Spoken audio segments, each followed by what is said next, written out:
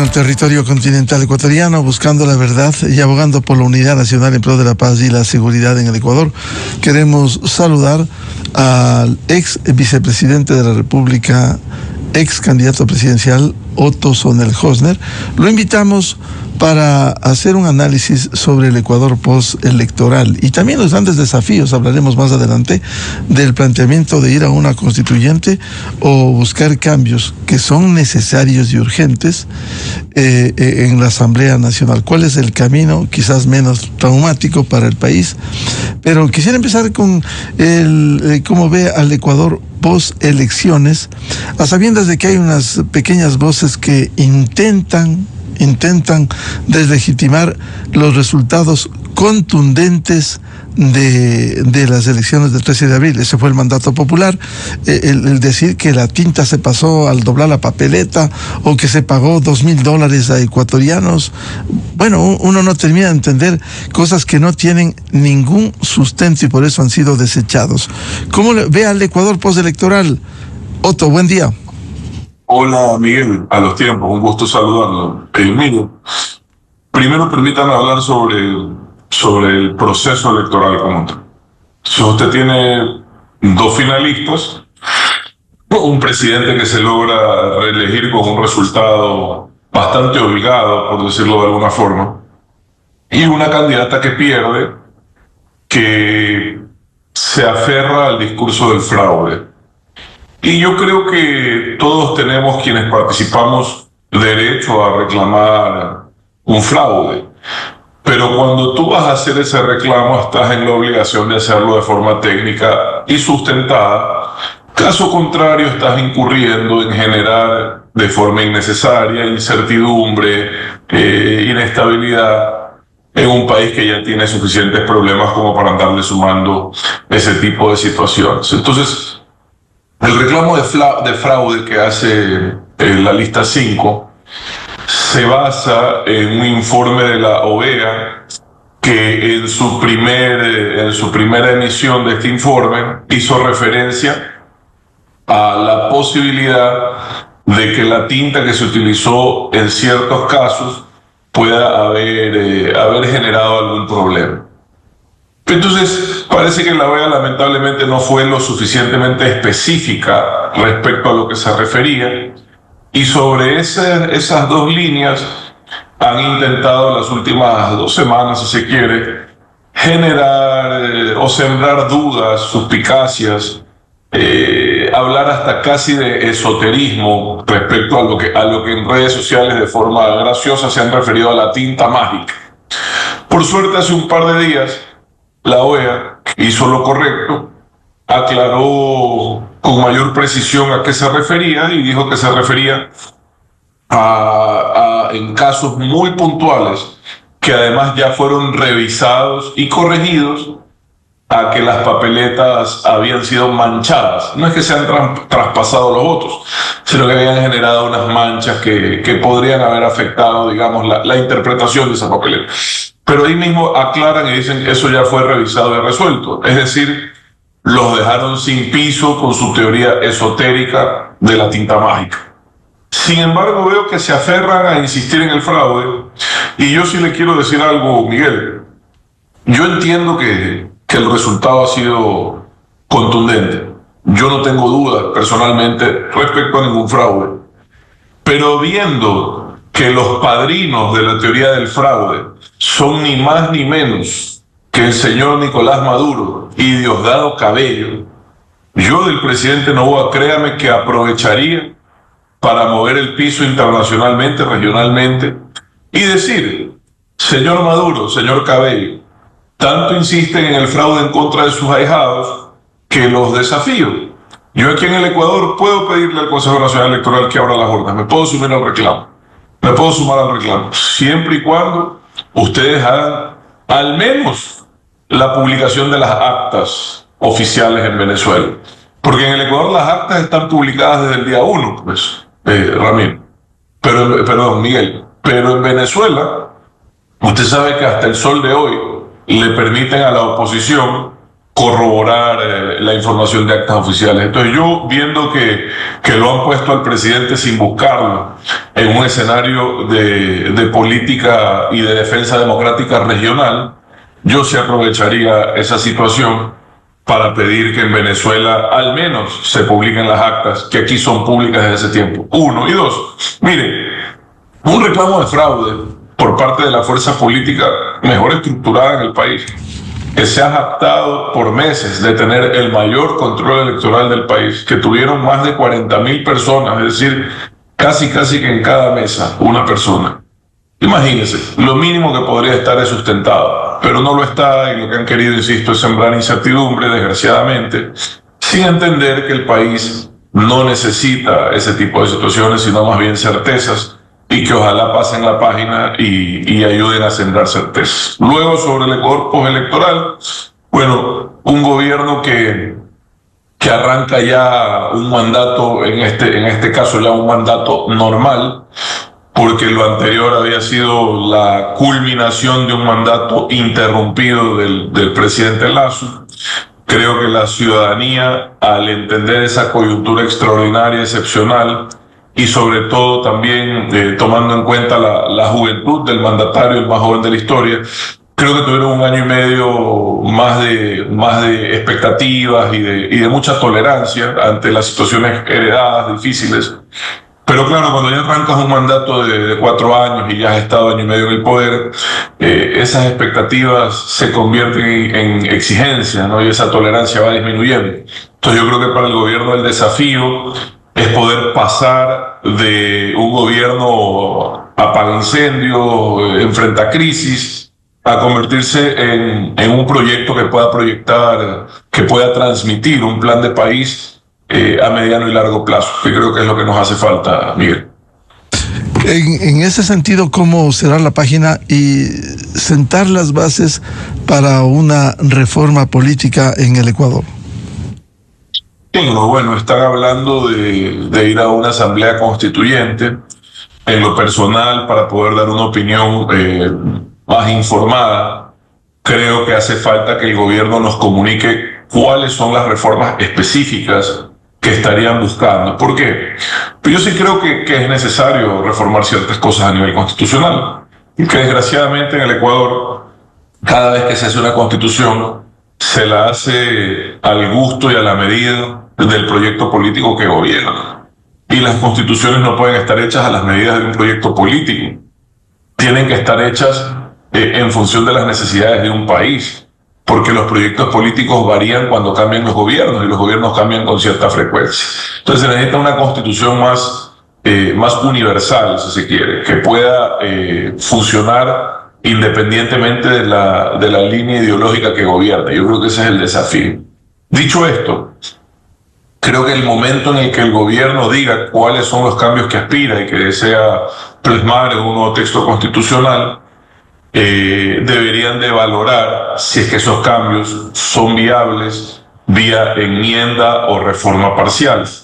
¿Por qué le digo esto, Miguel? Porque llevar al país nuevamente a 3 procesos electorales, uno para aprobar el camino o para autorizar un cambio en la Constitución, otro para escoger a los constituyentes y otro para aprobar la Constitución definitiva, son 3 procesos electorales. Al menos, en mi opinión, 1 año y medio. El gobierno ha hablado de 5 meses. Me gustaría ver ese cronograma, porque yo, de lo que entiendo, esto es desde el día de hoy, al menos en el mejor de los casos, 1 año, año y medio. Y toda la incertidumbre que eso trae, todo lo que eso frena en materia de inversión y toma de decisiones, inversión nacional y extranjera, porque usted sabe que la mayoría de las grandes inversiones y de los empresarios, ¿qué van a decir? Van a decir, no, pues esperemos un rato a ver con qué nos quedamos a nivel constitucional. Entonces, eso va a generar, en mi opinión, va a frenar avances importantes que hacen falta para reactivar la economía, sobre todo si es que se busca el camino de la constituyente. Ahora, si los cambios que el gobierno pretende plasmar son tan profundos que no se pueden hacer vía enmienda o vía reforma parcial, y que se tienen que hacer vía constitucional, bueno, tienen que ser cambios que realmente valgan la pena el sacrificio, pero ajustando las expectativas, Miguel, porque a estas alturas de la vida, esta sería la 21ª constitución del Ecuador. Más o menos habríamos tenido una nueva constitución cada 10 años desde que somos república. Digo, tenemos que ajustar las expectativas, porque si es que de cambiar constituciones y leyes se tratase el desarrollo de nuestro país, fuésemos hace años ya, Miguel, la envidia de Dinamarca, y evidentemente no lo somos. Yo creo que tenemos que entender que el problema del Ecuador es mucho más profundo, un problema cultural, social, mucho más profundo que sencillamente cambiar la Constitución. Y si no tenemos eso claro, vamos a sufrir una nueva decepción.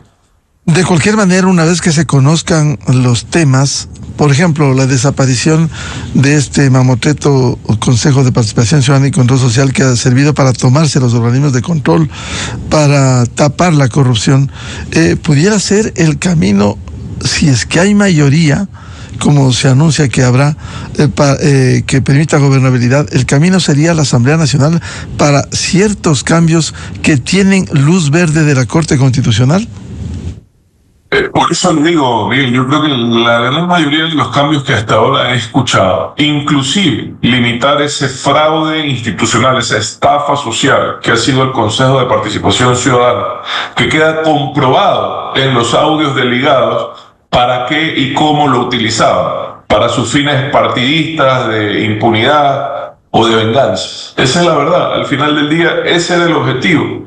Y fíjense, eso estando fuera del poder ejecutivo. Imagínense cuando estaban dentro del poder ejecutivo, qué nomás habrían hecho con esa institución y con otras. Entonces, dicho esto, entiendo que hay ya una vía libre para atender ese problema específico sin la necesidad de una constituyente. Por eso le digo, me parece que hace falta que ojalá y apenas regrese el presidente de su gira internacional, le presente el gobierno al país cuál es su plan de reforma o de enmienda constitucional para valorar si se puede evitar ese proceso constituyente que puede ser sumamente complejo y que podría tener efectos contraproducentes a nivel sobre todo a nivel de toma de decisiones económicas, en mi opinión. Es decir, habrá que conocer los contenidos de esas reformas. Ya se ha adelantado algunas que tienen autorización de la Corte y que han demorado en esta Asamblea Nacional, que no ha colaborado para la legislación, la reforma al artículo 5 para facilitar la ayuda militar internacional, o los artículos 110 y 115 de la Constitución sobre el financiamiento de las organizaciones políticas. Es decir, ¿pudiera ser ese camino? Yo creo que esto tiene más que ver con los resultados de esa consulta popular que propuso hace ya casi un año el presidente Noboa. La Asamblea estaba en la obligación de darle camino a esa decisión soberana de los ecuatorianos, pero eso no ha ocurrido. Pareciera, Miguel, que lo que va a pasar es que la nueva Asamblea, en donde el gobierno, el oficialismo va a tener mayoría, tendrá ya mayor facilidad para darle trámite, darle vía a esas reformas, ¿no? Y ojalá a otras. Le repito, mi posición, Miguel, es que yo esperaría que los cambios propuestos por el gobierno sean viables vía enmienda y o vía reforma parcial. Creería que son viables, pero tendríamos que conocer a fondo cuáles son los cambios que quiere plantear el Ejecutivo para poder confirmar esta opinión. De cualquier manera, como usted ha señalado, entre los cambios vía Asamblea Nacional serían menos traumáticos, menos tiempo y menos llenos de incertidumbre por las 3 elecciones, la decisión del pueblo si se va a Asamblea, la elección de los asambleístas constituyentes y finalmente, si es que se aprueba ese contenido en las urnas.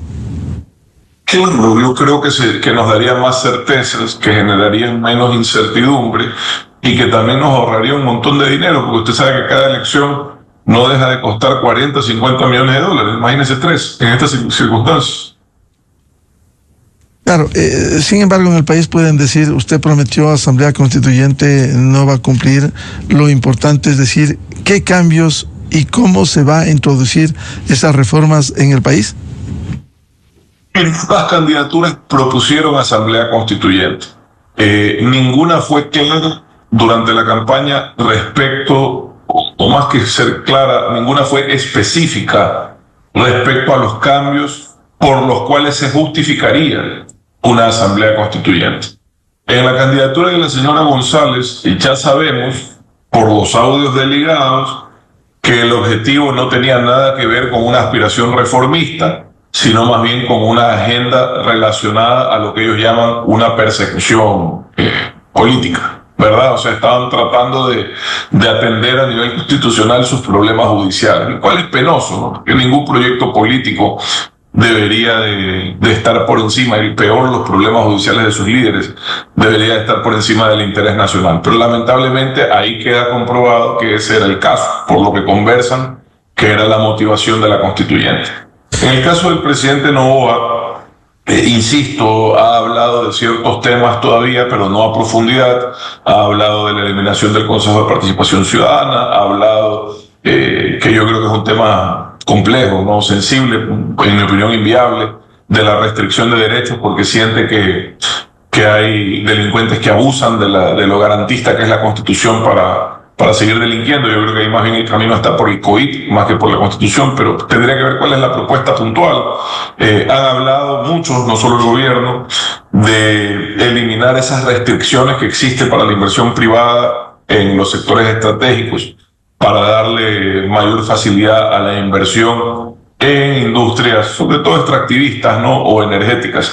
Entonces, son tres temas que, en mi opinión, sin conocer todavía la profundidad, se podrían revisar si es que es evitable la constituyente. Pero bueno, creo que está en la cancha del Ejecutivo dar luces, dar orientación respecto a cuáles son sus expectativas. De cualquier manera, esto debiera hacerse de inmediato una vez que emprenda, se inicia el 24 de mayo.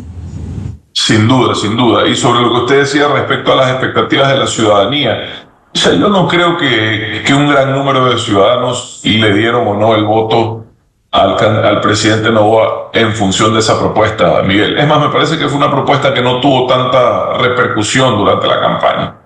Y de hecho ambos la proponían, así que no creo que era un gran diferenciador. Yo creo que lo importante es, si es que hay cambios que son necesarios, que son urgentes, que se planteen y que se hagan, y que ojalá sea posible hacerlo sin ir a una constituyente, para poder evitar, insisto, la incertidumbre y los altos costos que esto tiene. Si es que una constituyente es inevitable, pues que valga la pena, Miguel. Vayamos entonces ahí sí a una reforma realmente profunda, sobre todo que nos permita tener una constitución más universal, menos pensada en función de los dogmas de una tendencia política, y un poco más neutral en lo ideológico, muy clara en la defensa de nuestros derechos, muy clara en las facilidades que debe de dar un marco jurídico para que la inversión pueda desarrollarse sin cortapisas en nuestro país, muy clara en materia de la definición de la existencia, si se quiere, de los partidos políticos, que en este caso, en mi opinión, los hay en exceso y sin contenido, cosas que realmente signifiquen cambios reales, ¿no?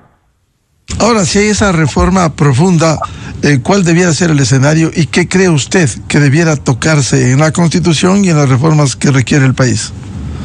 Lo que le decía, ¿no? Yo revisaría, creo que esto también se puede revisar a nivel del Código de la Democracia, pero lo fortalecería en función de tener organizaciones políticas de verdad en el Ecuador, que tengan fondo real, que tengan consistencia en su razón de existir. Revisaría que no se retrocedan derechos, evidentemente. Revisaría que los sectores estratégicos no tengan restricciones para la participación privada, sin dejar de ser el Estado un regulador importante de estos activos que tiene el país, pero digamos no tendría tantas cortapisas o tantos frenos a la inversión privada en esos sectores. Revisaría a nivel institucional la existencia del Consejo de Participación Ciudadana, buscaría tener mecanismos realmente meritocráticos y de participación ciudadana no solo de membrete, sino en acción. Buscaría blindar eso para evitar que los partidos políticos sigan haciendo de esas instituciones parte de su reparto del pastel del poder. Ojalá podamos controlar eso mejor en el Ecuador. Algunos temas más, Miguel, pero insisto, hace falta que el Ejecutivo, ya sea a través del presidente o del Ministerio de Gobierno, nos dé más información al respecto. Y sobre eso yo creo que mucha gente con buena voluntad, con espíritu de patria, van a aportar cambios que nos permitan tener un mejor texto constitucional. Pero insisto, aterrizando las expectativas, porque cambiando constituciones no es que se logra el desarrollo. Los problemas del Ecuador, le repito, Miguel, son más profundos.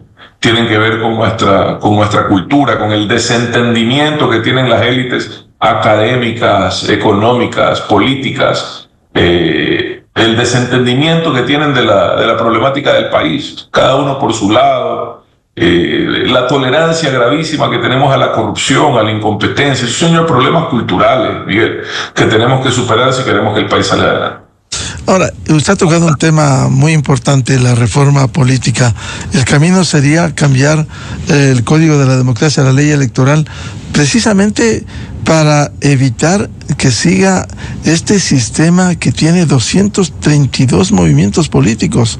¿Por qué no consolidar los movimientos nacionales y no la proliferación con provinciales, locales, parroquiales, que no han contribuido en el país, y por otro lado ha hecho una dispersión, la llegada a un cargo sin legitimidad, más allá de la legalidad que otorga el quedar primero, pero llegar a una alcaldía con 20-25% no legitima un mandato popular?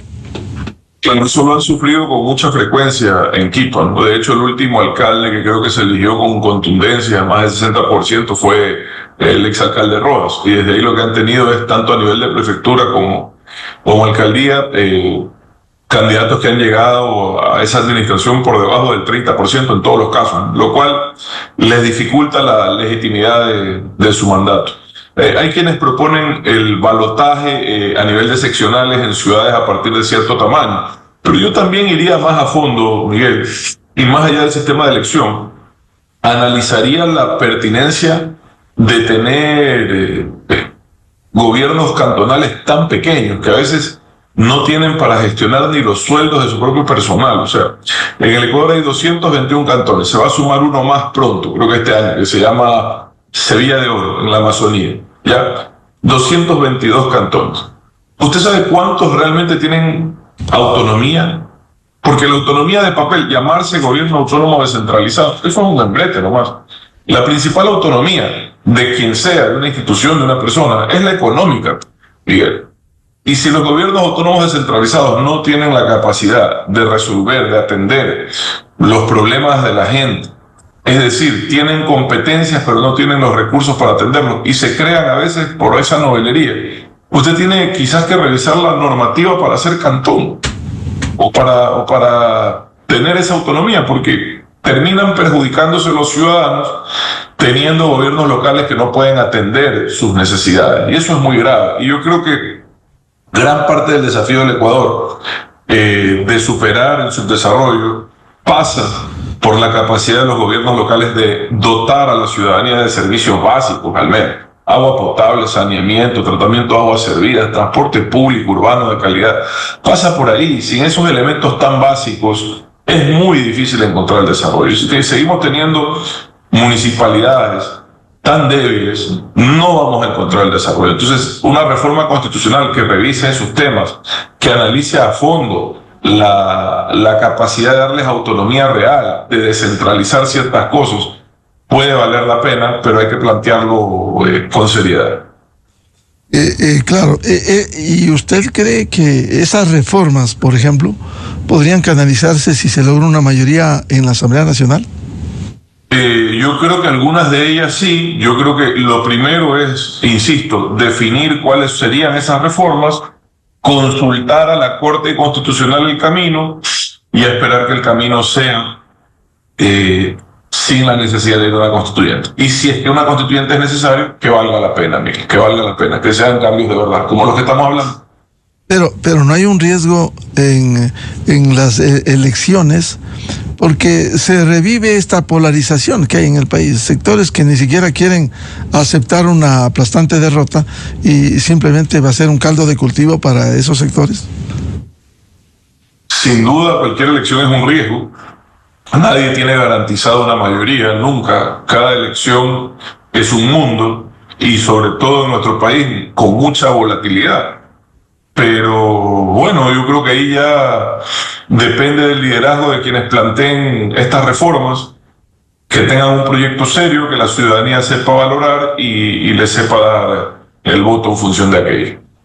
Claro, lo peor sería para el país, siendo una valiosa oportunidad, quizás una única oportunidad de la historia reciente, se malogre por un desgaste que pudiera tener el gobierno y se echa a pique, como ya ha habido ocasiones en las consultas anteriores. Guillermo Lasso, 2 preguntas el año pasado del propio presidente Noboa.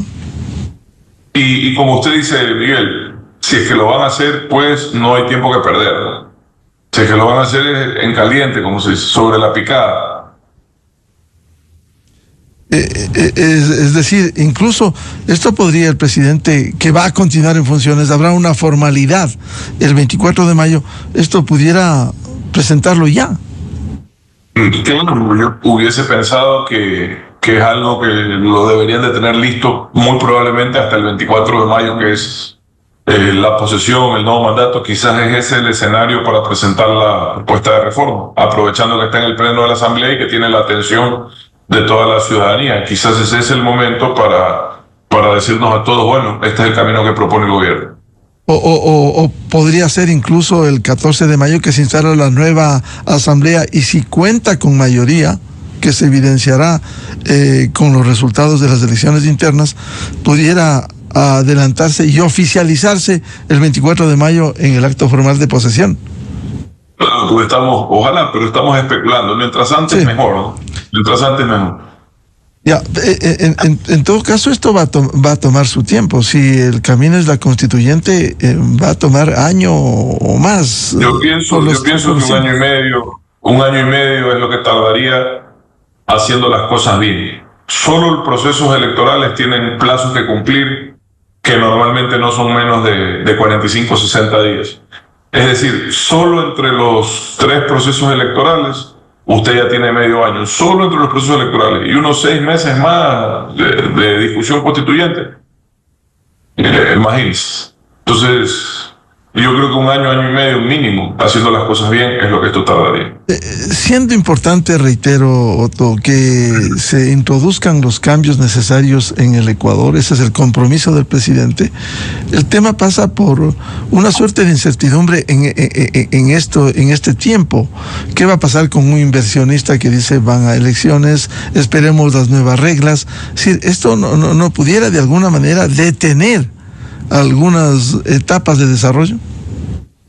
Sin duda, es uno de los riesgos. Por eso le digo, si se va a correr uno de esos riesgos, si se va a correr esos riesgos, que valga la pena, que sean reformas que justifiquen el esfuerzo, porque sí, es un país, el nuestro, que el año pasado, fruto de los apagones y la inseguridad, su economía se contrajo, que también durante el año pasado, ante la expectativa y la incertidumbre que genera la elección de un mandatario, además con 2 opciones tan distintas, mucha inversión grande, pequeña, nacional, extranjera, o sea, hasta el ciudadano que estaba esperando comprarse un departamentito aguantaba esa inversión, porque dice, déjame ver cómo quedan las cosas después de la elección. Entonces, esa es la naturaleza de los procesos electorales y de las propuestas de transformación constitucional.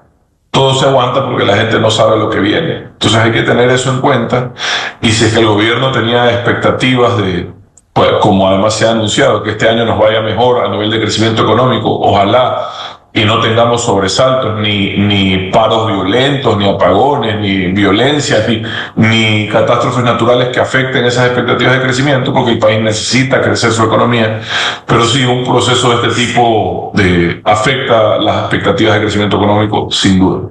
Por ello, como usted ha señalado, Otto, primero hay que conocer los temas que va a poner en escena de cambios el presidente Noboa, y luego el camino a seguir. Yo pensaría que sí, y sobre eso creo que van a llegar, sin duda alguna, muchas propuestas interesantes de otros sectores políticos, de sectores académicos, que muy probablemente ayudarán a fortalecer la propuesta del gobierno. El presidente debe abrir espacios para que dirigentes del país, los diferentes sectores nacionales, constitucionalistas, juristas, pudieran aportar, o simplemente el presidente resuelve con su equipo de trabajo y presente en el país. ¿No sería bueno abrirse, consultar, lo cual no va a cambiar la idea que tiene el presidente de ir a estos cambios? No, evidentemente que cuando uno gobierna tiene que ser pluralista, y como le decía hace un momento, si se va a hacer una nueva constitución, que se aproveche para eliminarle cualquier tipo de sesgo que pueda luego, porque ¿cuál es el desafío? Para mí una buena constitución es una constitución que le sirve a todos los mandatarios, a todos los gobiernos, independientemente de su ideología. Para mí esa es una buena constitución, porque si no, usted va a tener que cambiar de constitución cada vez que cambia de gobierno, y en nuestro país solemos cambiar de gobierno con cierta frecuencia. Entonces yo le decía a Miguel al inicio de la entrevista, si de cambiar constituciones se tratase el desarrollo, ya fuésemos la envidia de Escandinavia. Imagínense, 21 constituciones serían, pero evidentemente de eso no se trata el desarrollo. Una constitución es tan solo uno de los varios instrumentos que se necesitan para encaminar el país en el sendero correcto. Pero es un instrumento nada más, y quizás no es siquiera el más importante. Claro, no caer en lo que ha ocurrido en la historia reciente, por lo que usted cita, la constitución de la Revolución Bolivariana en Venezuela desde el año 99. Es el 25 la años. Nuestra, la nuestra es más o menos una copia de esa, ¿no? Es bastante parecida, porque tiene los mismos sesgos dogmáticos e ideológicos que lo que hacen es tenernos hablando de esto. Si tuviésemos una constitución mucho más pensada en el país y menos en un proyecto político, nunca más volveríamos a tener esta conversación. Y ojalá ese debe ser el objetivo. Claro, una constitución sesgada, hecha al traje de medida. Incluso hablaron al comienzo de 300 años y ellos mismos se han encargado de cuestionar algunos contenidos de lo que aprobaron en Montecristi. Otto. Sí, todos tenemos derecho a equivocarnos, pero eso no es lo más grave. O sea, lo más grave es, como le digo, que han dicho que quieren ir a la constituyente, nunca dijeron con claridad para qué, y ahora usted escucha los audios de líderes y se entera para qué. Es una agenda judicial de los líderes del partido, nada que ver con una agenda de país. Y eso es triste, porque todos los partidos políticos tienen que entender que ningún proyecto partidista puede estar por encima del interés nacional, jamás. Así es, pensar en el país, pensar en la estabilidad, pensar en el desarrollo, la producción y la productividad. Queremos agradecer al ex vicepresidente de la República, Otto Sonnenhösner, por atender a la revista de Opinión y Democracia. Un gusto. A los tiempos, Otto. Gracias, Miguel. Un abrazo. A sus órdenes siempre. Saludos. Muchas gracias. 7:51 en el territorio continental ecuatoriano. Vamos a una cadena, luego una pausa y posteriormente diálogo previsto con el secretario técnico del Observatorio de la Política Fiscal, economista Jaime Carrera, para hablar sobre la situación económica y el peso específico que tiene el petróleo en la economía ecuatoriana. A continuación, XFM se une a una cadena nacional. Estamos dando duros golpes a la narcodelincuencia y el bloque de seguridad realiza